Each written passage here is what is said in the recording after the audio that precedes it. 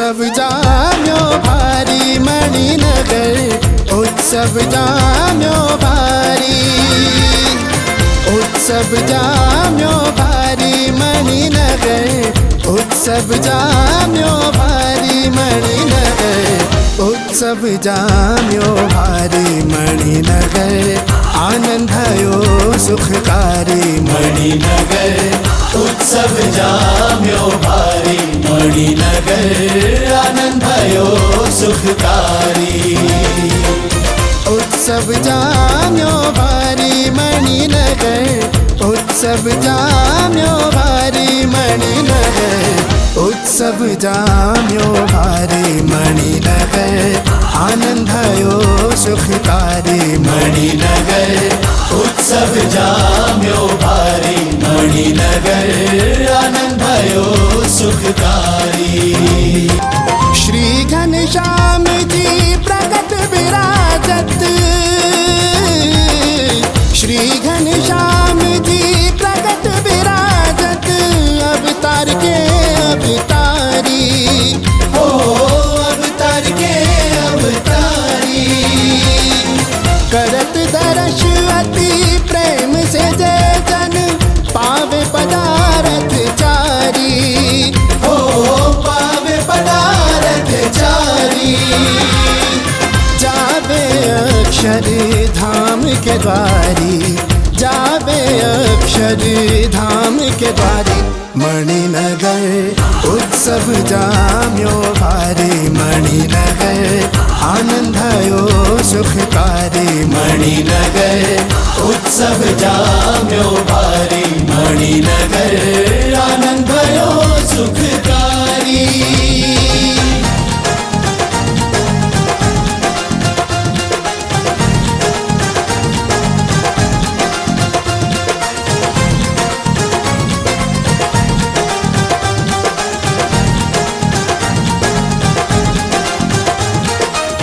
पुरवासी सब ही नित जावत पुरवासी सब ही नित जावत प्रेम से सांझ सवारी हो प्रेम से सांझ सवारी श्री घनश्याम की माधुरी मूरत निरखत मन चित धारी हो निरखत मन चितधारी अंतर माही लेत उतारी अंतर माही लेत उतारी मणिनगर उत्सव जाम्यो भारी मणिनगर आनंद भयो सुखकारी मणिनगर उत्सव जाम्यो भारी मणिनगर आनंद भयो सुखकारी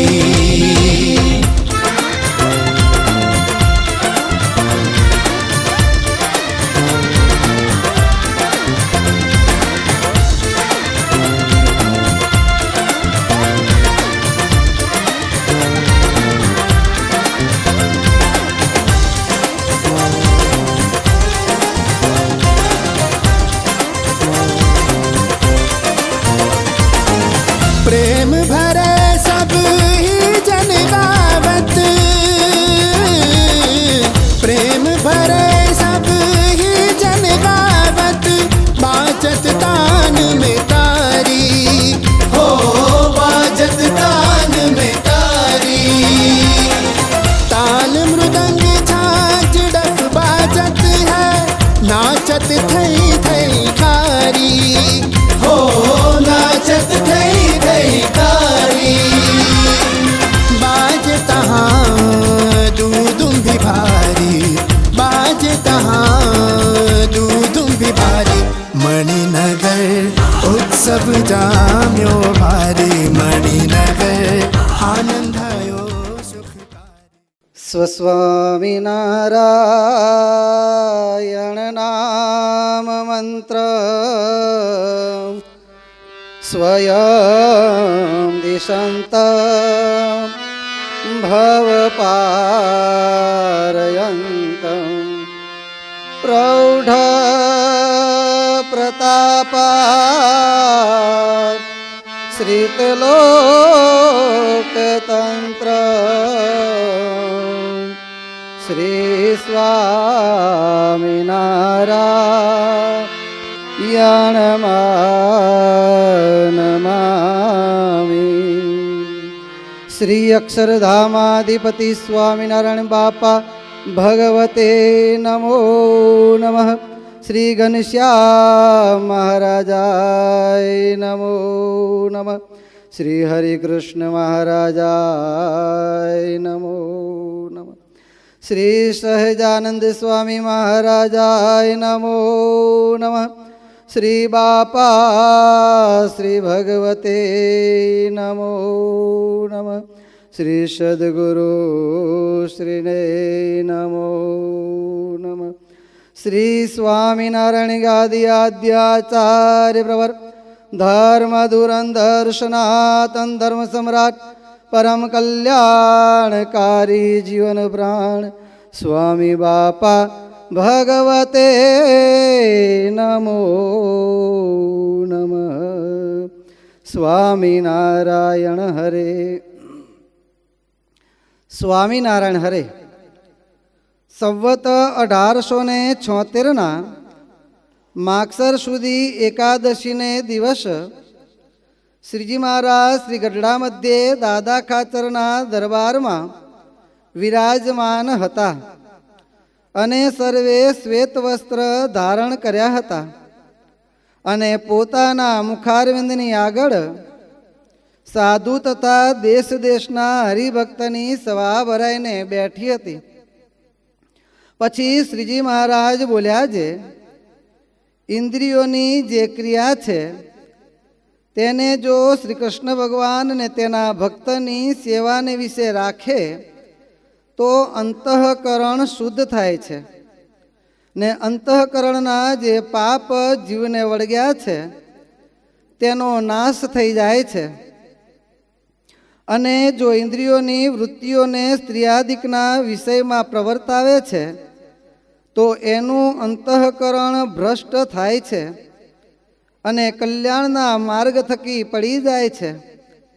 માટે શાસ્ત્રમાં જે રીતે વિષય ભોગવ્યાનું કહ્યું છે તેવી રીતે નિયમમાં રહીને વિષયને ભોગવવા, પણ શાસ્ત્રની મર્યાદાને ઉલ્લંઘન કરીને ભોગવવા નહીં. અને સાધુનો સંગ રાખવો ને કુસંગનો ત્યાગ કરવો. અને જ્યારે કુસંગનો ત્યાગ કરીને સાધુનો સંગ કરે છે ત્યારે એને દેહને વિશે અહમ બુદ્ધિ છે તે નિવૃત્તિ પામે છે અને દેહના સંબંધીને વિશે જે મમત્વ બુદ્ધિ છે તે પણ નિવૃત્તિને પામે છે અને ભગવાનને વિશે અસાધારણ પ્રીતિ થાય છે અને ભગવાન વિના અન્યને વિશે વૈરાગ્ય થાય છે. શિયાળો આવે એટલે આપણે સૌ કોઈ જાણીએ છીએ પ્રમાણે સ્વામિનારાયણ સંપ્રદાય માટે ઉપરા ઉપરી આ ગામ બીજે ગામ પેલા મંડળમાં રોજે રોજ અને રોજે રોજ એક નહીં પણ આજે લગભગ કારણ સત્સંગમાં ખાલી સ્વામિનારાયણ ગાદી સંસ્થાનમાં જ આજે 5 જગ્યાએ શાકોત્સવ ઉજવાઈ રહ્યા છે. એટલે આપણે જાણીએ પ્રમાણે શિયાળો આવે એટલે સ્વામિનારાયણ સંપ્રદાયમાં શાકોત્સવનો એક તહેવાર. અને ભગવાન સ્વામિનારાયણની કૃપાએ કરીને રીંગણાની કાંઈ કિંમત ન હોય પણ જ્યાં આ શાકોત્સવની હારમાળા શરૂ થાય એટલે ભગવાનની કૃપાએ કરીને રીંગણની પણ કિંમત વધી જાય છે. કારણ કે પ્રોક્તાસ્તે નિર્ગુણા ભક્તા નિર્ગુણ્યસ્ય હરેરત સંબંધાત ક્રિયા સર્વા ભવંત્યેવ હિ નિર્ગુણઃ. નિર્ગુણ મૂર્તિમાં ભગવાન સ્વામિનારાયણના સંબંધે કરીને જે કોઈ વસ્તુ પદાર્થ વ્યક્તિ જગ્યા એ પણ નિર્ગુણ થઈ જાય છે, કહેતા એની કિંમત વધી જાય છે. અને ભગવાન સ્વામિનારાયણની પણ એવી કૃપા છે કે પ્રગટ્યા પોતે પરમ દયાળુ શ્રીજી કૃપાળુ. આજ કેમ તો દુખિયા દેખી જીવ માયાના કરવા તેના કાજ. દુખિયા જીવોના કાર્ય કરવા માટે, આ માયામાં રત જીવોના કલ્યાણ કરવા માટે ભગવાન સ્વામિનારાયણ આ લોકમાં પધાર્યા. હવે પોતાને વિશે હેત કરાવવું છે, કારણ કે ભગવાનને વિશે હેત ન થાય ત્યાં સુધી જીવાત્માનું કલ્યાણ થવાનું નથી. આત્મબુદ્ધિ અને પોતાપણાની બુદ્ધિ ભગવાનને વિશે ન થાય ત્યાં સુધી જીવાત્માનું કલ્યાણ થતું નથી. હવે કેમ થાય? તો એ ને કેન પ્રકારે જીવાત્મા અમારે વિશે જોડાવવો જોઈએ. તો કળિયુગને વિશે, કળિયુગમાં એ પાછું ભારત દેશ ને ભારત દેશમાં પણ ગુજરાતની પ્રજા કેમ કરીને અમારે વિશે જોડાય? તો ગુજરાતની પ્રજા કેવી છે? ઉત્સવ પ્રિયા જનાહ. ગુજરાતની પ્રજા કેવી છે? ઉત્સવ પ્રિય છે. આખી દુનિયાના ઉત્સવ ગુજરાતમાં ઉજવાશે. દરેક પ્રકારના ઉત્સવ ગુજરાતની અંદર ઉજવાશે, કારણ કે ગુજરાતની પ્રજાને ઉત્સવ બહુ ગમે. તો એને જે ગમતું હોય એ જ, પરંતુ ભગવાનના સંબંધવાળું, ભગવાને ઉત્સવની એવી હારમાળા ચલાવી ભગવાને પ્રગટ થઈને. પાટોત્સવ, શાકોત્સવ, પતંગોત્સવ, કેટલા પ્રકારના જેવા જો, પણ ભગવાનને સાથે રાખીને, ભગવાનને ભગવાનની સ્મૃતિ સાથે, ભગવાનના સ્મરણ સાથે ભગવાનને અર્પણ કરવાનું, ભગવાનના સંબંધમાં આવીએ એવી રીતે બધા જ ઉત્સવ ઉજવવાના. જીવન પ્રાણ સ્વામી બાપા કહે છે કે રમત બહુ પ્રિય છે. નાના બાળકો બીજું શું ગમે? રમત બહુ પ્રિય છે. રમત રમવાની, એમાં પણ ભગવાનનો સંબંધ. કબડ્ડી રમવી છે તો કબડ્ડી નહીં કરવાનું. શ્રીજી બાપા સ્વામી બાપા, શ્રીજી બાપા સ્વામી બાપા, શ્રીજી બાપા, રમતા રમતા જે શીખ્યા ભગવાનનું ભજન, બસ આજે કામ આવે. એક તો રમત રમતમાં બોલતા હતા શ્રીજી બાપા સ્વામી બાપા, શ્રીજી બાપા સ્વામી બાપા, પરંતુ એ ઢાળો પડી ગયો તો આજે સહેજે સહેજે ભગવાનનું ભજન થાય છે. એમ ભગવાન સ્વામિનારાયણે પણ જાણ્યું કે ગુજરાતની પ્રજા છે ઉત્સવ પ્રિય છે. તો ઉત્સવ પ્રિયને બહુ છે તો આપણે પણ ઉત્સવ, પરંતુ ભગવાનના સંબંધવાળા, એમ કે અનેક ઉત્સવની હારમાળા ચલવી. એમાંનો એક આ શાકોત્સવ. અને ગુજરાતમાં અથવા તો ઇન્ડિયામાં, પરદેશમાં બધી જ જગ્યાએ અત્યારે શાકોત્સવ સ્વામિનારાયણ સંપ્રદાયમાં ઉજવાય છે અને વર્ષોથી ઉજવાય છે. પરંતુ અહીંયા કણ આ ગાંધીધામને વિશે, એમાં સ્વામિનારાયણ ગાદી સંસ્થાન તરફથી શાકોત્સવ આ પ્રથમવાર ઉજવાઈ રહ્યો છે. અને શાકોત્સવ ઉજવવા માટે, ભગવાનને રાજી કરવા માટેનું યજમાન પદનું જેણે બીડું ઝડપી લીધું એવા આનંદભાઈ મનસુખભાઈ ઠક્કર, એમને પણ ઘણા ધન્યવાદ છે. કારણ કે ભગવાનને રાજી કરવા માટેની તક તો ઘણી આવતી હોય છે, પરંતુ એ તકને ઝડપવા માટે માણસને વિચાર આવવો જોઈએ. બાપાશ્રી કે ઉત્સવ સમય તો રોજ થાય છે, કરવા હોય તો શું? પેલા કે અમને સમય આમ તેડાવ્યા નહીં, અમને બોલાવ્યા નહીં. બાપા કે કરવા હોય તો રોજ થાય છે. ભગવાનના સાનિધ્યમાં, ભગવાનના મંદિરમાં, એમાં સ્વામિનારાયણ સંપ્રદાયમાં તો બાપા કે ઉત્સવની તો હારમાળા ચાલી છે. આજ ને આજ એક પૂરો થયો ને બીજો પૂરો થયો ને ત્રીજો, અહીંયા નહીં તો બીજી જગ્યાએ, બીજી જગ્યાએ, ત્રીજી જગ્યાએ, ચાલુ જ પડ્યા છે ઉત્સવ. પરંતુ જ્યાં જ્યાં જગ્યા મળે ત્યાં ભગવાનને રાજી કરવાનો ચાન્સ, એ ઝડપી લેવી તકને, એ ભગવાનની કૃપા અંદરથી પ્રેરણા થાય. આજે આ આનંદભાઈને ભગવાનની પ્રેરણા થઈ અને એ આ ઉત્સવના યજમાન થયા. ભગવાનને આ બધા અલગ અલગ પ્રકારના ઉત્સવ ઉજવવા એનું કારણ શું છે? તો મહારાજ કહે છે ઇન કેન પ્રકારે તનની સેવા, ધનની સેવા, મનની સેવા, અથવા તો કાંઈ નહીં તો છેલ્લે બેઠા બેઠા કથા સાંભળશે. કોઈ પણ પ્રકારે ભગવાનના યોગમાં આવવો જોઈએ. અને આ યોગમાં આવ્યા, ભગવાનના સાનિધ્યમાં, આગળ કીધું એ પ્રમાણે પ્રોક્તાસ્તે નિર્ગુણા ભક્ત્યા, ભગવાનના સંબંધમાં આવ્યો એટલે એનામાં કાંઈક અંશે પણ ભગવાન તત્વનો પ્રવેશ થવાનો જ છે. કહેતા કાંઈક શુભ પ્રેરણા, ભગવાનના સંકલ્પવાળી, ભગવાનના સંબંધવાળી કંઈક ને કંઈક પ્રેરણા એના હૃદયને વિશે ઉદય થવાની છે. એને જ્યાં સેવાની પ્રેરણા થશે, અને એમાંય ધનની સેવા કરતાં પણ ભગવાને તનની સેવાને વધારે વખાણી છે. અહીંયા પણ વચનાત્મા મહારાજે શું કીધું કે ભગવાનના ભક્ત એ તો ભગવાન અને ભગવાનના જે સંતો ભક્તો આ સત્સંગ, એની સેવાને વિશે પોતાની ઇન્દ્રિયો અને અંતઃકરણ એને જોડી દેવી. કારણ કે મહારાજ કહે છે કે આ પ્રમાણે જ્યારે આ સત્સંગની સેવામાં ઇન્દ્રિયો અંતઃકરણ જોડાય છે, ત્યારે મહારાજ કહે છે કે ના, ઇન્દ્રિયો અંતઃકરણને જન્મો જન્મની જે વાસનાઓ વળગી છે, અનેક પ્રકારના કર્મ એની સાથે જે ચોટેલા પડ્યા છે, કારણ દેરૂપ વાસના જન્મો જન્મથી, કારણ કે સ્થૂળ શરીર છે ને, એ તો જ્યાં આગ લગાવી, જ્યારે અંત સમો આવ્યો ને આગ લગાવી એટલે સ્થૂળ શરીર, જય સ્વામિનારાયણ, એ ત્યાં ને ત્યાં જ રહી જવાનું. દેહશ્ચિતાયામ કર્માનું ગો ગચ્છતિ જીવ એક. બધા જ અહીં રહી જવાના. દેહ તો દેહ પણ અહીંયા ક્યાં સુધી આવવાનો? તો છેલ્લે લાકડા સુધી. એનાથી આગળ દેહ પણ આવવાનો નથી. જય સ્વામિનારાયણ. અહીંયા પણ કારણ શરીર છે ને એ તો જીવની સાથે ને સાથે જ જાય છે. અને કારણ શરીર છે માટે જ આ જન્મ મરણ છે. એટલે મહારાજ કહે છે કે જ્યારે પોતાના ઇન્દ્રિયો અંતઃકરણને ભગવાન અને ભગવાનના સંતો ભક્તોની સેવામાં જોડી દે છે ને ત્યારે સેવાનો એવો પ્રતાપ છે. કારણ કે સંતો પોતે આપણને કીર્તનમાં સમજાવે છે કે ધૂળ રે વડાય સાથે રુદિયા વડાય જી પાપ પ્રજડે અને નવલા પુણ્ય પમાય. આ સત્સંગની સેવા કેવી છે? તો કદાચ આપણે સાવરણી લઈને મંદિરની અંદર ધૂળ વાળતા હોઈએ તો ધૂળની સાથે સાથે આપણા હૃદયની અંદર બહાર આપણને દેખાય છે કે મંદિરમાંથી કાંઈ કચરો, કાંકરા, બીજું ત્રીજું, બે કાગળિયા બાગળિયા ટુકડા એ બધું વરાઈને સાફ થાય છે. નહીં બાહ્ય જ કચરો સાફ થાય છે, બહાર જેમ કચરો સાફ થાય છે એમ એ સેવાના પ્રતાપે કરી અંતરની અંદર કામ, ક્રોધ, લોભ, મોહ, મદ, મત્સર, આશા, તૃષ્ણા આ પ્રકૃતિ બધું જ ધીમે ધીમે સેવાના પ્રતાપે કરીને એ બધું સાફ થતું હોય છે. આ સેવાનો કેટલો પ્રતાપ છે, એનો કેટલો મહિમા છે આપણને ખબર નથી. એટલે ઉપલબ્ધ દ્રષ્ટિએ ચલો સંતોએ આજ્ઞા કરી છે, બાપાએ આજ્ઞા કરી, આ સેવા કરી લઈએ. એ ગમે તે પ્રકારની, પછી સત્સંગની સેવા ગમે તે પ્રકારની હોય. ભગવાનની ડાયરેક્ટ સેવા કરતા હોઈએ, સત્પુરુષની સેવા કરતા હોઈએ, સંતા ભક્તોની સેવા કરતા હોઈએ, આપણા સગા સંબંધી માતા પિતા આપણા સત્સંગી હોય એમની સેવા કરતા હોઈએ, અથવા તો સત્સંગી નથી પણ સત્સંગ પાડવામાં આપણને આડા ન આવતા હોય તો પણ ભગવાનની આજ્ઞા છે.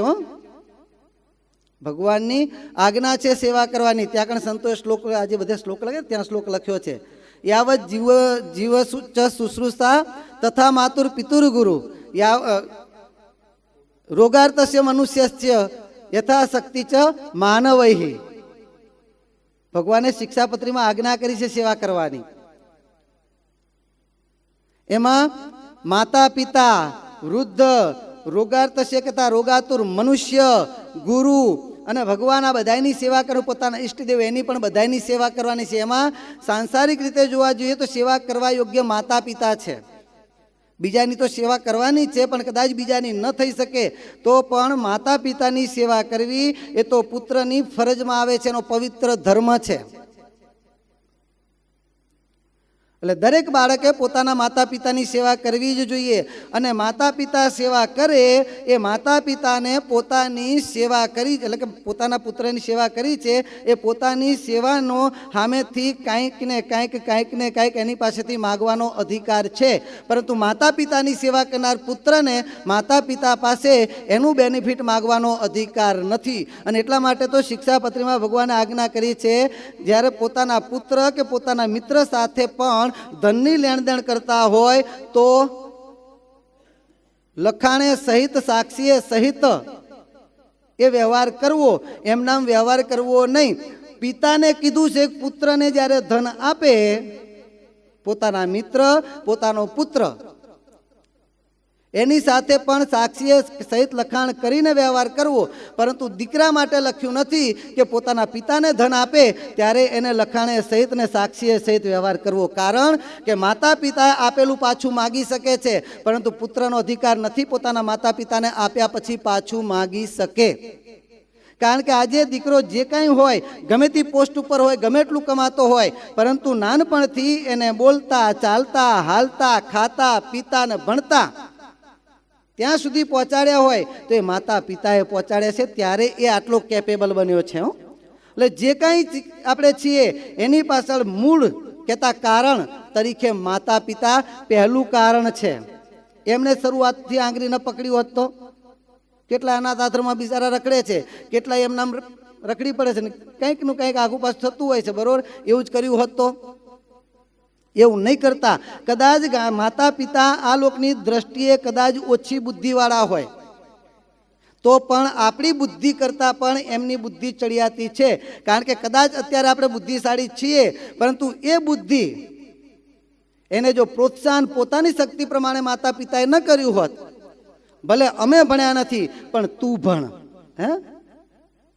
અમે ભણ્યા નથી, દરેક માતા પિતાએ કદાચ પૂર્વજો આપણા આગળના જે ગામડાના ખેડૂતો છે, બહુ ભણ્યા નહીં હોય, એ દરેક માતા પિતાએ દરેક પોતાના પુત્રને આ સલાહ તો આપી જ હશે. કદાચ કચ્છમાં થોડુંક ઓછું હશે, હવે થઈ ગયું ભણતરનો મહિમા, હવે સમજાણો.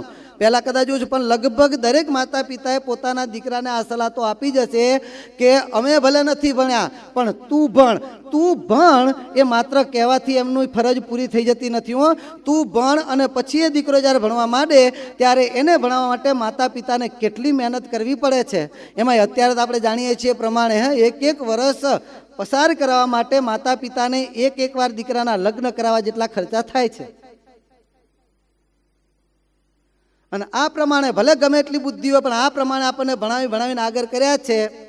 એમની થોડીક બુદ્ધિ હતી પણ અને આપણી ઝાઝી બુદ્ધિ હોય પણ તેમ છતાં એ ઝાઝી બુદ્ધિને પણ એ થોડી બુદ્ધિએ ધક્કો માર્યો છે ને, ત્યારે આપણે અહીંયા પહોંચ્યા છીએ. એટલે દરેક પુત્રની પવિત્ર ફરજ છે માતા પિતાની સેવા કરવી. અને એમાં સત્સંગી માતા પિતા હોય એની તો વિશેષ સેવા કરવી. માતા પિતાની સેવા ક્યારે ન કરવી? તો એ માતા પિતા જ્યારે ભગવાન ભજવામાં આડા આવતા હોય, જેમ પ્રહલાદજીને હિરણ્યકશિપુ મળ્યો, ભરતજીને કૈકેયી મળી અને ભાઈ તરીકે વિભીષણને રાવણ મળ્યો, આવા જ્યારે સંબંધી પ્રાપ્ત થયા હોય ત્યારે પછી દીકરાની ફરજ ત્યાં પૂરી થઈ જાય છે. કારણ કે માતા પિતા કરતાં પણ આ લોકને વિશે જે કોઈ સંબંધ છે એમાં માતા પિતાનો સંબંધ શ્રેષ્ઠ છે, પરંતુ એનાથી પર ગુરુ છે, એનાથી પર પણ ગુરુ છે. એટલે માતા પિતાની સેવા કરીએ તો દરેક દીકરાઓની પવિત્ર ફરજ છે. એનાથી પણ આગળ સેવા કરવાની એની ફરજ આવે છે પોતાના ગુરુ. કયા ગુરુ? જેના થકી પોતે પોતાનું આત્યંતિક કલ્યાણ માન્યું છે એવા ગુરુની સેવા કરવી એ એનાથી પણ આગળનો સ્ટેપ છે. અને એવા ગુરુની જ્યારે સેવા કરીએ, કેવા ગુરુ? તો જેને ભગવાનનો સાક્ષાત સંબંધ હોય, જેના દ્વારા બોલનારા, ચાલનારા, સર્વે ક્રિયા કરનારા ભગવાન હોય. ભગવાન વતનાવતમાં કહે છે, લગભગ પ્રથમ પ્રકરણનું 27મું વતનાવત મહારાજ કહે છે કે જેના પગને વિશે ચાલનારા ભગવાન છે, સમગ્ર પૃથ્વીના જીવ પ્રાણી માત્રના પગમાં ચાલવાની શક્તિને પોંખે છે. જેની આંખને વિશે જોનારા ભગવાન છે, એ જ ભગવાન એ સંત દ્વારા સમગ્ર પૃથ્વીના જીવ પ્રાણી માત્રની આંખે કરીને જોવાની શક્તિને પોંખે છે. એવી રીતે સમગ્ર પૃથ્વીના જીવ પ્રાણી માત્રની દરેક ઇન્દ્રિયોને શક્તિ પોંખે છે. એ આવા સત્પુરુષના માધ્યમથી ભગવાન પોંખે છે. માટે મહારાજ કહે છે એવા જે સંત છે એ તો આ સમગ્ર જગતના આધાર રૂપ છે. એટલે જે સંતને ભગવાન સાથે અખંડ સંબંધ હોય, જે સંત દ્વારા બોલનારા સ્વયં ભગવાન હોય, એવા સંતની સેવા કરીએ તો એ સેવાનો કેવો પ્રતાપ છે? તો જેતલપુરના પહેલા વતનાવતમાં મહારાજ કહે છે કે જીવ કર્મે કરીને ગમે એટલા શુભ કર્મ કે ગમે એટલું કર્યું. મહારાજે પ્રશ્ન પૂછ્યો કે દ્વૈત અને અદ્વૈત બે મત છે, એમાંથી જે મુમુક્ષુ કલ્યાણ નહીં ઈચ્છતો હોય મુમુક્ષુ કયા મતને ગ્રહણ કરે? ને ત્યારે પુરુષોત્તમ ભટ્ટ કહે છે કે દ્વૈત મતનું ગ્રહણ કરે. મહારાજ કહે છે કે દ્વૈત મતનું ગ્રહણ કરે ત્યારે તો જીવ જગતને જીવન કહેતા ભગવાન જગદીશ, જીવ માયાને ઈશ્વર. તો માયા જ્યાં સુધી રહે છે ત્યાં સુધી જન્મ મરણ ટળતો નથી, તો પછી એ જીવાત્માનું કલ્યાણ કેમ થાય? અને ત્યારે પુરુષોત્તમ ભટ્ટ કહે છે કે શુભ કર્મ કરતા કરતા કલ્યાણ થાય. મહારાજ કે શુભ કર્મ છે પછી નિર્ગુણ હોય કે પછી સગુણ હોય, અથવા તો સાંસારિક હોય કે ભગવાન સંબંધી હોય, કોઈ પણ શુભ કર્મ હોય, શુભ કર્મ છે તો સુષુપ્તિ નિશીલીન થઈ જાય છે. નિવૃત્તિ કર્મ અને પ્રવૃત્તિ કર્મ બંને સુષુપ્તિ નિશીલીન થઈ જાય છે. સુષુપ્તિ કેવી છે? તો મહારાજ કે જેમ લોકાલોક પર્વતને ઉલ્લંઘવા માટે કોઈ સમર્થ નથી, તેમ સુષુપ્તિ અવસ્થાને ઉલ્લંઘવા માટે પણ કોઈ સમર્થ છે નહીં. એનાથી પર તો પછી મહારાજ કહે છે મૂળ માયારૂપ જે સામ્ય અવસ્થા એ તો જીવથી કેમ ઉલ્લંઘાય? કર્મની ગતિ તો પ્રધાન માયા સુષુપ્તિ અવસ્થા ત્યાં સુધી જ છે, એનાથી પર ગતિ છે નહીં. અને દરેક જીવ પ્રાણી માત્ર 3 અવસ્થામાં રહીને જ કર્મના ફળ ભોગવે છે, જાગ્રત, સ્વપ્ન અને સુષુપ્તિ. તો કર્મથી એનાથી પર ગતિ છે જ નહીં. તો પછી કેમ કરવાનું? તો મહારાજ કહે છે ભગવાન અથવા તો ભગવાનને મળેલા જે સત્પુરુષ હોય એ સત્પુરુષનો જો સંગ કરે, એમના યોગમાં આવે અને એમને જો પ્રસન્ન કરે તો મહારાજ કે એમની કૃપાએ કરીને જીવાત્મા માયાને ઉલ્લંઘીને ભગવાનના ધામ સુધી પહોંચે છે, પરંતુ ભગવાનની કૃપા વિના કે સત્પુરુષની કૃપા વિના ક્યારે પણ જીવાત્માનું કલ્યાણ થતું નથી, કારણ કે કર્મની તો ત્યાં ગતિ જ નથી.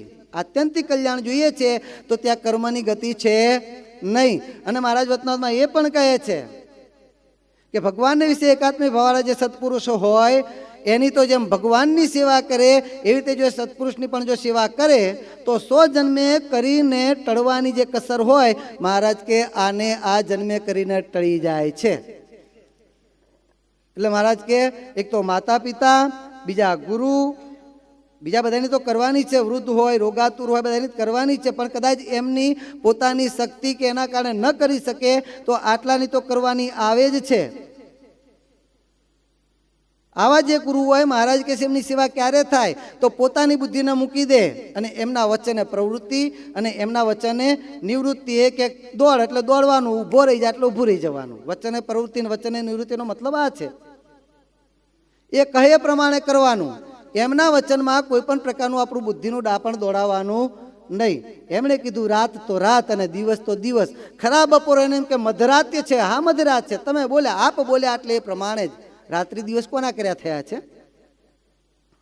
એમના જ કર્યા થયા છે ને. તો એમની હાય આ પાડવામાં ક્યાં વાંધો છે? એટલે આ દિવસ છે ને રાત્રિ કેમ કહેવાની? આપણે દિવસ પાસેથી કલ્યાણ નથી લેવાનું. આપણે કલ્યાણ કોની પાસેથી લેવાનું છે? આવા સાચા સત્પુરુષ પાસેથી આપણે કલ્યાણ જોઈએ છે. તો એ રાત્રિને દિવસ કે દિવસને આ તો કદાચ દિવસ સૂર્ય ઉગે અને દિવસ કહેવાય અને સૂર્ય આથમે પછી રાત્રિ કહેવાય. આ નામ પાડનારે કદાચ સૂર્ય ઉગે ત્યારે રાત્રિ કીધી હોત અને સૂર્ય આથમ્યા પછી દિવસ કીધો તો આપણે બધા શું કહેતા? આગળથી જ ચાલ્યું આવે છે ને ભાઈ, દિવસ જ કેમ? સૂર્ય ઉગ્યો એટલે દિવસ, એમણે સમજાયું, આપણે માની લીધું. તો આગળ કરી ગયેલા આ લોકના શાસ્ત્રકારો એની આય આપણે તો ભગવાનના મોટા પુરુષના વચને કેમ આ નહીં પાડવાની? ત્યાં તો આપણે આત્યંતિક કલ્યાણ જોઈએ છે.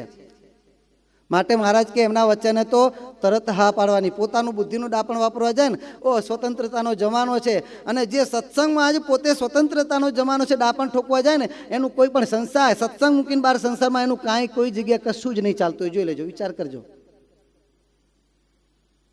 અહીંયા હવે તબે બહુ કરતા હશે ને, એનું ઘરમાં કશું નહીં ચાલતું હોય, સંસારમાં સમાજમાં ક્યાંય કશું જ નહીં ચાલતું હોય, ત્યાં બિલ્લી મ્યાવ થઈને ત્યાં આગળ પડ્યો રહેશે. અહીંયા જ જોર કરશે, ક્યાંય ના ચાલતું એટલે અહીંયા કંઈ જોર કરવા માટેનો પ્રયત્ન કરે. પ્રેમમૂર્તિ બાપા એક સરસ મજાનું દ્રષ્ટાંત આપે છે કે એક ઋષિ મુનિ, એક સંત મહાત્મા જંગલની અંદર પોતાનો આશ્રમ બાંધીને રહેતા હતા. ઘણા બધા એમના આશ્રિતો સત્સંગીઓ કાયમ સમાગમ કરવા માટે આવે. હવે અમુક સમય પછી કંઈક મહોત્સવ આવતો હશે એટલે જેમ આપણે કીધું ને ભાઈ સેવા, તનની સેવાએ કહીને ભગવાનની ખૂબ પ્રસન્નતા થાય છે. એટલે બધા ભક્તો સેવા કરવા માટે ભાઈ કાલે સમયો બધું છે, 2 દિવસ પછી તો આપણે બધી તૈયારીઓ કરી નાખીને સેવા કરતા હતા. હવે સેવા કરતાં કરતાં રાત્રે મોડું થઈ ગયું, 12 વાગી ગયા, ચોમાસાનો સમય હતો. એમાં પાછી વદ પક્ષ ચાલતો હતો, કૃષ્ણ પક્ષ, એટલે અંધારી રાત હોય અને 12 વાગ્યા કામ બધું પત્યું. એટલે ગુરુજી કહે છે કે ભાઈ આ રાત્રિ પડવા આવી છે, 12 વાગી ગયા છે, અંધારું થઈ ગયું છે અને ચોમાસાના કારણે ગાજવીજ પણ થઈ રહ્યું છે, વરસાદ આવું થઈ રહ્યો, જંગલ વચ્ચેથી ઘેર જવું એ બરોબર હિતાવહ કહેવાય નહીં. માટે તમે કોઈ ઉતાવળ ન કરશો, અહીંયા કણ આશ્રમમાં રાત્રિ રોકાઈ જાઓ, સવારે વહેલા ઉઠીને પોતપોતાના ઘરે ચાલ્યા જજો. એટલે બધા શિષ્યો ગુરુજીની આજ્ઞા પ્રમાણે તરત તૈયાર થઈ ગયા. પણ એક શિષ્ય કહે છે નહીં ગુરુજી, મેરે કો તો જાના ही पड़ेगा. શું કહે છે? મેરે કો તો જાના ही पड़ेगा. ગુરુજી કે જાના ही पड़ेगा, પણ માથે આ તું જોતો નથી? આ કાળી અંધારી ડિબાંગ રાત છે, વરસાદ ગાજવીજ થઈ રહ્યો છે, જંગલમાંથી જવાનું અંધારી રાતમાં તું જઈશ કઈ રીતના? કંઈક વિઘ્ન આવશે ને કે નહીં ગુરુજી જાના પડેગા, મેં નહીં જાऊंगा તો मेरी बीबी खाएगी नहीं, ऐसा होगा न तैसा होगा, ये काम मेरे बिना काम नहीं होगा. ગુરુજીએ બહુ સમજાવ્યો પણ પેલો એકનો બે ન થયો. મારે તો જવું જ પડશે. ગુરુજી કહે છે ભલા માણસ, તારે જ ને ભગવાનના મોટા પુરુષ તો દયાળુ છે, જીવને ચેતવે ખરા, પણ ન માને તો પણ, નથી માન્યો તો પણ એનું કાંઈક હિત ઈચ્છે. પેલા ગુરુજી સંત મહાત્મા કહે છે કે ભાઈ બેટા તારે જવું જ છે તો ભલે જા. તું કહે છે કે ભાઈ નહીં જ ચાલે તો ભલે તું જા, પરંતુ જરાક ધ્યાન રાખીને જજે, ભગવાનને સંભાળતો જજે. ભગવાનને પ્રાર્થના કરીએ, તારા ભેગા ભગવાન આવે, તારી રક્ષા કરે. એમ કરીને ગુરુજીએ રવાના કર્યો અને રવાના થઈ બધા આસન પાથરીને સૂવે છે. ગુરુજી આશ્રમનો દરવાજો બંધ કરી અને પોતાનું આસન પાથરીને સુવાની તૈયારી કરીને ત્યાં પેલો દરવાજા પર ટકોરા પડ્યા. ગુરુએ જેમ દરવાજો ખોલ્યો પેલો શિષ્ય પાછો આવેલો, કેમ ભાઈ? તો કે અબ નહીં જાના હે. હવે ઘર નહીં જાના. એટલે ભાઈ હું કહેતો તો ભાઈ રોકાઈ જા, નથી જવું, ના મારે જવું જ પડશે, મારે જે વિના નહીં ચાલે. હવે શું થયું, પાછો કેમ આવ્યો? ગુરુજી ઘણું જવું હતું, જવા માટે નીકળ્યો ખર્યો, પણ જતા જતા રસ્તામાં ગધા ભૂંકા કહે છે, रास्ते में गधा भूखा आप सुकन हुआ. અને ત્યારે ગુરુજી કહે છે ગધે કી માનતા હે ગુરુ કી નહીં માનતા. આપણે બધા આવા જ છીએ હો.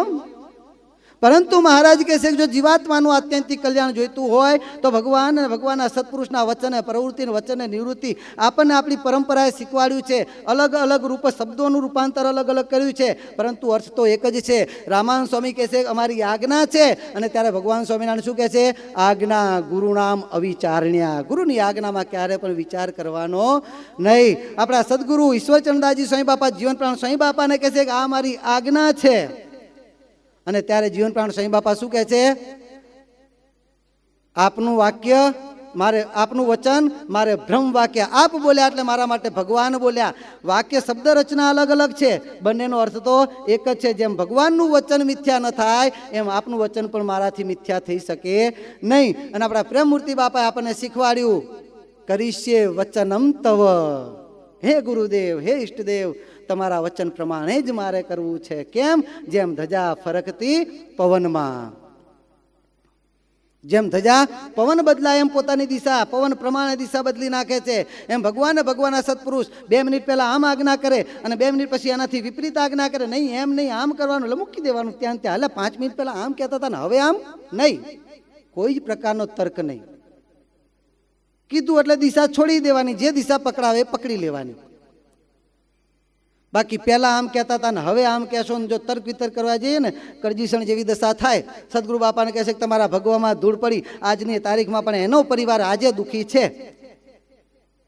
પહેલા કહેતા હતા આ આચરણ માનવા, હવે કહો છો કે આ આચરણ માનવાના. તમારા કઈ ઠેકાણા છે? પોતાનું ડાપણ વાપરવા ગયા તો આજની તારીખમાં એના પરિવારના સભ્યો કરી ગયા એ દુઃખ હજુ ભોગવે છે. આ પરિસ્થિતિ આવીને માટે બાપા કહે છે કરીશ્યે વચનમ તવ. હાથ જોડીને ભગવાનના સત્પુરુષને પ્રાર્થના કરવાની, કરીશ્યે વચનમ તવ.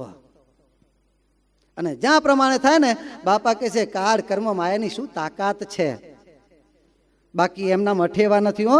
આ કર્મની જે જંજાળ છે લોકની અંદર શું કહેવાય છે? વિધિના લખિયા લેખ લલાટે ઠોકર ખાય ખાય ને ખાય જ બસ.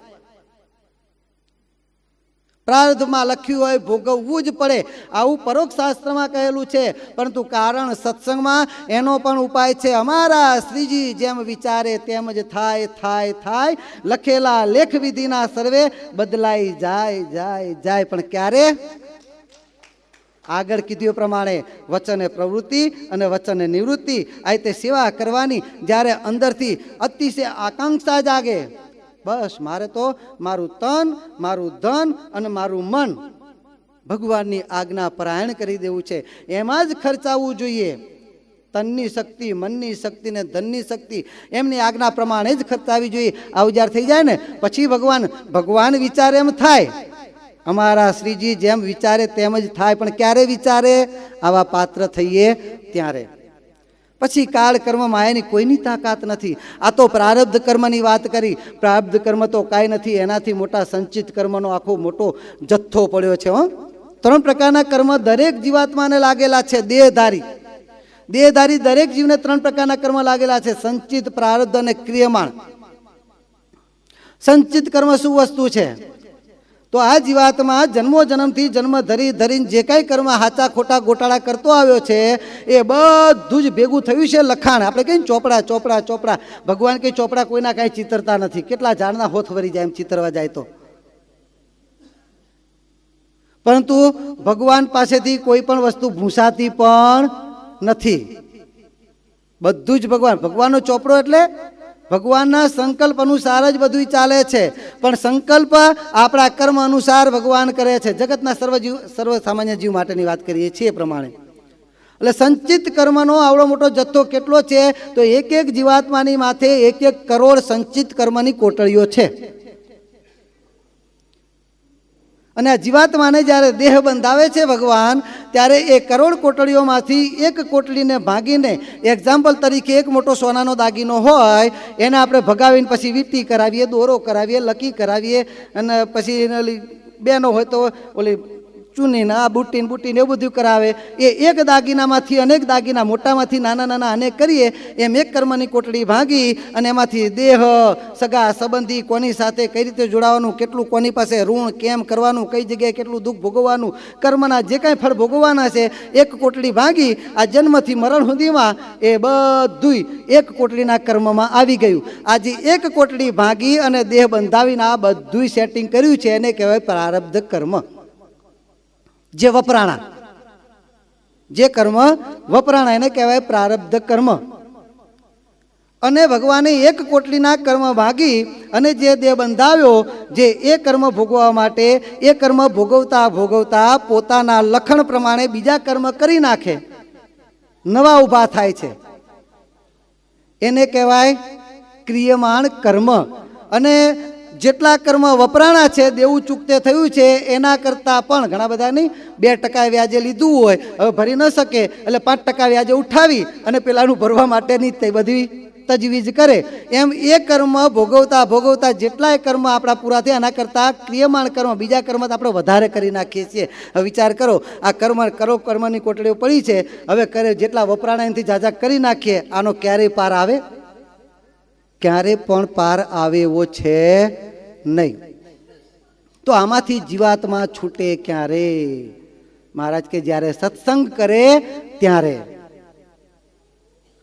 ભગવત સ્વરૂપના જ્ઞાનની જ્યાં ચિનગારી લાગે, સત્સંગ રૂપી જ્ઞાનની જ્યાં ચિનગારી લાગે, સત્સંગનો જ્યારે સત્સંગની સેવા કરવાનો જ્યાં અંગ પડી જાય, એટલે જેમ જેમ સેવા થતી જાય, જેમ જેમ સત્સંગનો યોગ થતો જાય, જેમ જેમ ભગવાનના દર્શન કરતો જાય, જેમ જેમ ભગવાનની મૂર્તિનું વર્ણન કરતો જાય, તેમ તેમ એના કર્મો ધોવાતા જાય, ધોવાતા જાય, બળતા જાય, બળતા જાય, સાફ થતા જાય છે. કેની જેમ? તો આપણા પ્રેમમૂર્તિ બાપા એક સરસ મજાનું દ્રષ્ટાંત આપે છે કે ગામડા ગામની અંદર એક ડોશીમાં પેલા કપાસને કાંતી કાંતીને, શું કપાસને કાંતી કાંતીને પોતાનું ગુજરાન ચલાવે, એમાંથી જે કાંઈ પૈસા બચે એમાંથી પોતાના છોકરાને ભણાવે. પેલા રેંટિયાની અંદર કાંતી કાંતીને મણ, 2 મણ, 3 મણ લાવે અને એમાંથી કાંતી કાંતીને પાછું આપી આવે અને જે કાંઈ એમાંથી પૈસા આવે એમાંથી પોતાના છોકરાને ભણાવે. ને એમ કરતાં કરતાં છોકરો શહેરમાં ભણવા ગયો. પેલી માતાએ પેટે પાટા બાંધીને છોકરાને ભણાવી ગણાવીને મોટો કર્યો. છોકરો શહેરમાં ગયો, ભણી ગણીને તૈયાર થયો, પછી પોતે પોતાના ભણતર પ્રમાણે પોતાનો ધંધો શરૂ કર્યો. અને એમાંય પાછું કયો ધંધો કર્યો? જે બાળપણથી જોતો આવ્યો, કાલા કપાસનો ધંધો નાખ્યો. અને ભગવાનની કૃપાએ કહીને ભણેગળો હતો ને બુદ્ધિશાળી હતો એટલે ઘણી બધી એને તો એ મોટી એ જીન થઈ ગઈ ને કેટલાય રૂના ને કપાસના ને કાલાના ને ઢગલા થઈ ગયા ને ઢગલાના ઢગલા થયા. પછી પેલી માતાને ઘણી વાર કહે ભાઈ શહેરમાં આવો છે, મને શહેરમાં ફાવે નહીં. એકવાર વિચાર થયો ભાઈ ચલો રહેવા ના આવે તો કાંઈ નહીં, પણ જોવા માટે તો માને 10-15 દિવસ માટે લઈ આવું. એમ કહીને પેલો દીકરો પોતાની માતાને ગામમાંથી સમજાવીને શહેરમાં લઈ જાય છે. અને એમાં એક દિવસ પેલા પોતાનો જે ધંધો, જે જીન હતી, જીનમાં કપાસ ને બધું જોવા માટે લઈ જાય છે.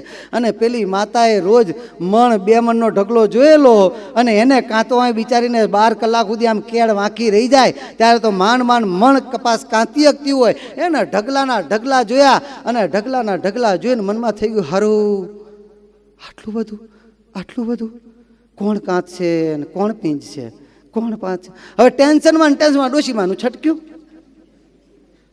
માજી જમવું છે, કોણ કાંત છે ને કોણ પી છે. માજી હુઈ જા, અરે કોણ કાંત છે ને કોણ પી છે. માં થયું શું તમને? અરે કોણ કાંત છે, ગમે તે પૂછે, ગમે તેમ કરો, ગમે ત્યાં લઈ જાઓ, એક જ રટના લાગી, કોણ કાંત છે ને કોણ પી છે. દીકરાને ટેન્શન બધું, સારું ગામડામાંથી અહીંયા લાયા, આ માને થયું શું? ડૉક્ટરોને દેખાડ્યું, વૈદ્યોને દેખાડ્યું, કાંઈક પ્રયત્નો કર્યા, ગમે તે જાય, માજી શું થાય છે, કોણ કાંત છે ને કોણ પી છે. એને શું બીજી કોઈ વાત જ નહીં.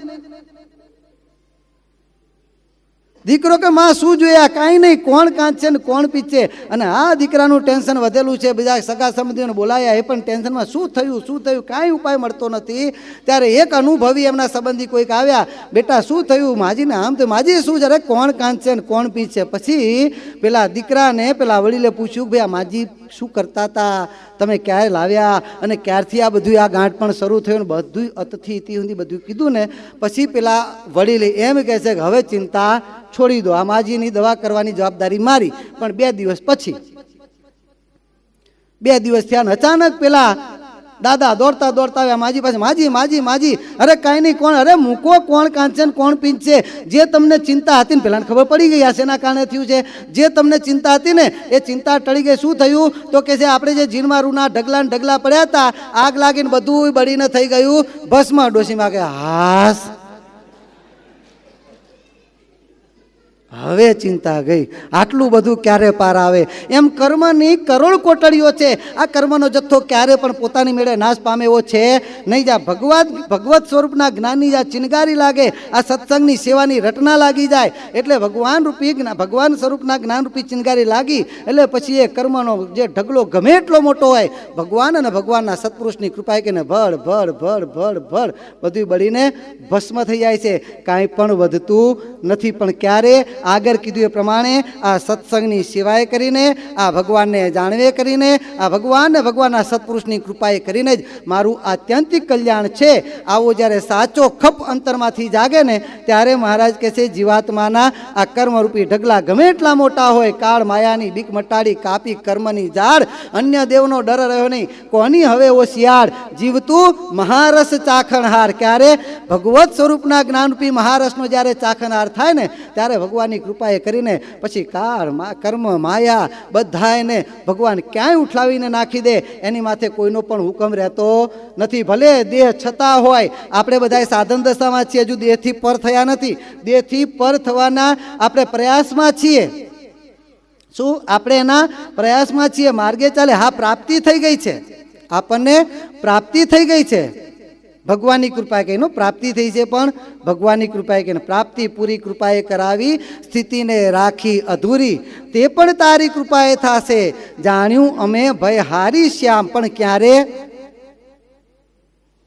આગળ કહ્યું એ પ્રમાણે ભગવાન વિશે આપણે જોડાઈ ગયા ત્યારે ભગવાનની કૃપાએ કહીને પછી ભગવાન કેવળ કૃપા કરીને જ્યારે આપણો અંત સમો આવશે ને ત્યારે આપણી ખાતાવાહી જ્યારે તપાસવામાં આવશે, શું થશે? આપણી કર્મની ખાતાવાહી જ્યારે તપાસવામાં આવશે, કેટલા સારા કર્મ કર્યા, કેટલા ખરાબ કર્યા, કેટલી ભક્તિ કરી, શું કર્યું, અને શુભ કર્મ કે અશુભ કર્મ, કોઈ પણ કર્મે કહીને જીવાત્માનું આત્યંતિક કલ્યાણ થવાનું છે નહીં. પણ મારા યોગમાં આવે છે મારે કલ્યાણ તો કરવાનું છે. ખાતાવાહી તપાસ છે ખરા, ખાતાવાહી તપાસ છે ખરા, પરંતુ બિરુદ પોતાનું વાપરશે. શું કરશે? બિરુદ પોતાનું વાપરશે. જેવા ખાતાવાહી તપાસ કરતા જશે, માફ માફ માફ, ગુના કીધા માફ હરિએ, રહી નહીં ફેરવણી, મારી કર્મની રેખ પર મેખ અલબેલે, જાવું ધર્મ કુંવરને વારણે રેલો. આપણા કર્મની રેખ પર ભગવાન મેખ કહેતા લીટો મારી દેશે. Cancel cancel cancel cancel cancel. પણ ક્યારે? આવી જ્યારે રટના લાગશે, આવ્યો જ્યારે સત્સંગનો ખપ જાગશે. જમણા કીર્તનમાં કીધું સુખ થાય છે સત્સંગમાં. ક્યારે થાય છે? આ સત્સંગમાં આવીએ અને સત્સંગ જીવમાં ઉતારીએ, આ સત્સંગની સેવા કરીએ ત્યારે સુખ થાય છે. બાકી તો સુખાભાસ છે. સંસારની અંદર દેખાતું સુખ સુખ સુખ માત્ર ને માત્ર સુખાભાસ છે, હકીકતમાં સુખ નથી. અને તમે તપાસીને જોજો, ઊંડા ઉતરીને જોજો, જેટલું વધારે સુખ એટલું વધારે દુઃખ, જેટલું વધારે સુખ એટલું વધારે દુઃખ. કેટલાય પ્રકારના દુઃખ આવે છે, સમય થઈ ગયો છે એટલે આપણે વર્ણન કરતા નથી, પરંતુ એક એક વસ્તુ વિચારીને જોજો. અને છેલ્લે બધુંય સાનુકૂળ હશે. કદાચ કાંઈ દુઃખરૂપ ના હોય, ધન પણ દુઃખરૂપ ન થાય, બૈરા છોકરા પણ દુઃખરૂપ ન થાય, કોઈ પણ પ્રકારનું ખાધે પીધે દેહ પણ દુઃખરૂપ ન થાય. ભગવાનની કૃપા કરીને નખમાય 80 વર્ષની ઉંમર થઈ જાય, 90 વર્ષની ઉંમર થઈ જાય, નખમાય ભગવાન આખી જિંદગી રોગ ના આવવા દે. આવું બધું થશે ને તો એનાથી મોટું દુઃખ છે. કારણ કે બધું સુખરૂપ હોય ને તો ભગવાન ના ભજાય, એમાં બંધન વધે. એટલે જીવાત્માના કલ્યાણમાં એ બાધારૂપ બને, એનાથી મોટું એ દુઃખરૂપ છે. એટલે સંસારની અંદર દેખાતું સુખ માત્ર એ તો સુખાભાસ છે. સાચું સુખ તો આ સત્સંગમાં છે. સત્સંગના ધણીને વિશે જોડાવામાં સુખ છે. માટે ભગવાન કહે છે કે અમારે વિશે જોડાઓ, અને ભગવાનને વિશે જોડાવા માટે થઈને ભગવાનને પોતામાં જોડવા છે. એના માટે થઈને ભગવાન આવા અલગ અલગ પ્રકારના જેમ કરીને જીવાત્માને આનંદ થતો હોય એ પ્રમાણે પણ અમારા સંબંધવાળી ક્રિયા કરાવી અને અમારે વિશેને જોડવા છે. મહારાજ કે જેમ જેમ સેવા કરશો તેમ તેમ મમત્વ બંધા છે. અમદાવાદનું મંદિર જ્યારે બાંધવું હતું ત્યારે અંગ્રેજ સરકાર પાસે જમીન લીધી અંગ્રેજ સરકાર સ્વામિનારાયણ ભગવાનથી બહુ પ્રભાવિત હતી. અંગ્રેજ સરકાર કહે છે જમીને તમને કૃષ્ણાર્પણ અને આપની આજ્ઞા હોય તો આ મંદિર બંધાવવાનું કામ પણ સરકારના પૈસે કરાવી આપીએ. મહારાજ કે નહીં, જમીનમાં તો તમારી પરમિશન જોઈતી હતી એ પ્રમાણે લીધી, પરંતુ મંદિર તો અમારા સંતો ભક્તોની તન મન અને ધનની સેવા એ કરીને જ થશે. કારણ કે સેવા થાય ત્યારે શું થાય? આ મંદિર મારું છે, આ મંદિર મારું છે. મંદિર મારું તો મંદિરના ધણી ભગવાન સ્વામિનારાયણ પણ મારા, હું તમારો, હું ભગવાનનો અને ભગવાન મારા. આવું મમત્વ બંધાય અને જ્યારે જીવાત્માને આવું મમત્વ બંધાણું ત્યારે ભગવાન કૃપા કરવાના જ છે. હે, ભગવાનનું વિરુદ્ધ છે એટલે ભગવાન કૃપા કરવાના જ છે. આ એક ઉમદા ધ્યેયથી ભગવાન સ્વામિનારાયણ અને એમની નાદવંશીય પરંપરાએ આ પ્રમાણે અનેક પ્રકારના ઉત્સવ, કથા, વાર્તા, કીર્તન, ભક્તિ, આજે 5 સમયની કીર્તન ભક્તિ અને આરતીના બધા જે નિયમ બાંધ્યા ને ચેષ્ટાના ને બધા, એ કોણે બાંધ્યા? આખા સ્વામિનારાયણ સંપ્રદાયમાં ખબર? આપણા વડદાદા ગોપાળાનંદ સ્વામી બાપાએ બાંધ્યા છે. બસ એને કેન પ્રકારે જીવાત્મા ભગવાનમાં જોડાવવો જોઈએ. તો આ પ્રમાણે ભગવાન અને મોટા પુરુષની આવી ઉમદા ભાવના છે. અનહદ આપણી ઉપર કૃપા છે. એમણે તો આપણને પોતાના કરીને રાખ્યા છે. હવે ભક્તિએ કરીને, સેવાએ કરીને, સત્સંગે કરીને મારે ને તમારે સાચા અર્થમાં શું એમના નથી? છીએ તો ખરા, પરંતુ થવા જોઈએ એવા એમના થયા નથી. ના હોય તો અહીંયા બેસાય નહીં. બેઠા છીએ એટલે એમના થયા તો છીએ, પરંતુ જેવા થવા જોઈએ એવા હજુ આપણે એમના થયા નથી. તો જેમ ભગવાને આપણને પોતાના કર્યા છે તો સાચા અર્થમાં આપણે ભગવાનના થઈએ એવી ભગવાન બાપા, સ્વામી બાપા, પ્રેમમૂર્તિ બાપા અને વર્તમાન આચાર્ય સ્વામી શ્રી મહારાજના ચરણમાં પ્રાર્થના સાથે સર્વને જય શ્રી સ્વામિનારાયણ.